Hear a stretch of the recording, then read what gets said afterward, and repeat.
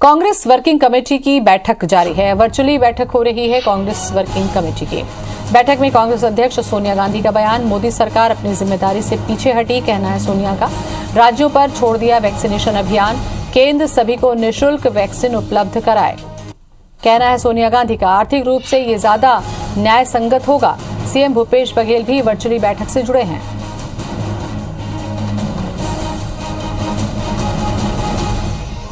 और इसी खबर पर ज्यादा जानकारी के लिए हमारे साथ जुड़ रहे हैं हमारे संवाददाता सौरभ सिंह परिहार। सौरभ, कांग्रेस वर्किंग कमेटी की बैठक को लेकर जानकारी दें।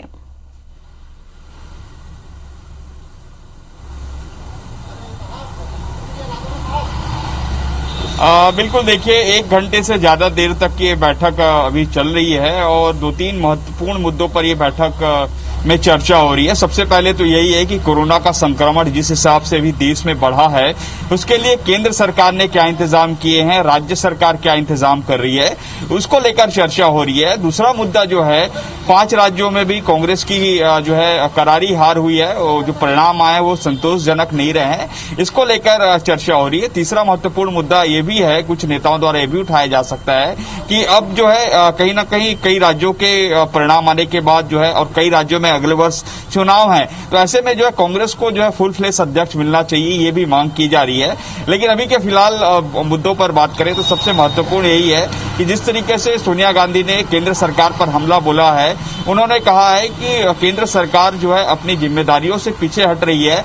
उनको जब कोरोना वैक्सीन, जब 1 मई से पूरे देश में टीका महाअभियान की शुरुआत करनी थी, तो वैक्सीनेशन अवेलेबल कराने चाहिए थे राज्यों को।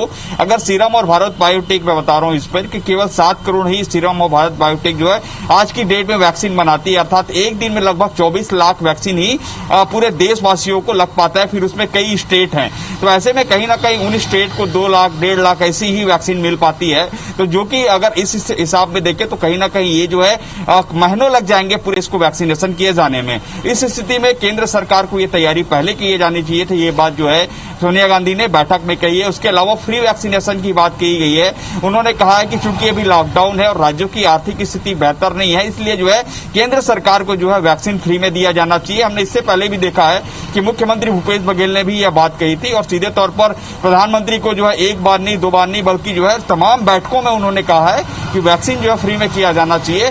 उसके अलावा जो हमने देखा कि वेस्ट बंगाल की चीफ मिनिस्टर ममता बनर्जी ने शपथ लेते ही सबसे पहला लेटर जो प्रधानमंत्री को उसी मुद्दे पर लिखा था कि पूरे देश में वैक्सीन जो है मुफ्त होना चाहिए। इसी तरीके से यह भी देखा जा रहा है कि राज्य सरकार को केंद्र सरकार की तरफ से क्या मदद मिल रही है, उसको लेकर भी मुख्यमंत्रियों से जो है बातचीत की है सोनिया गांधी ने, और तमाम जो बड़े पदाधिकारी हैं उनसे और सुझाव लिए हैं कि और बेहतर क्या जो काम किया जा सकता है कोरोना को लेकर।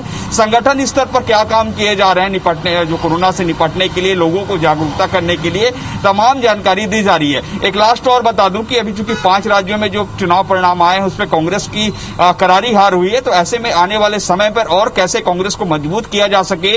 और उसके अलावा अभी देखा गया कि उत्तर प्रदेश के जो पंचायत चुनाव है उसमें भी कांग्रेस की जो है चुनाव परिणाम देखे तो वो अच्छा नहीं रहा है। तो ऐसे में कांग्रेस जो है खासकर उत्तर प्रदेश जैसे बड़े राज्य जहां पे आने वाले दिनों पर चुनाव है, गुजरात में चुनाव है अगले वर्ष, तो ऐसे में उन राज्यों में कांग्रेस को कैसे मजबूत प्रदान किया जाए इसको लेकर भी चर्चा हो रही है। चलिए, बहुत बहुत शुक्रिया सौरभ तमाम जानकारी के लिए आपका।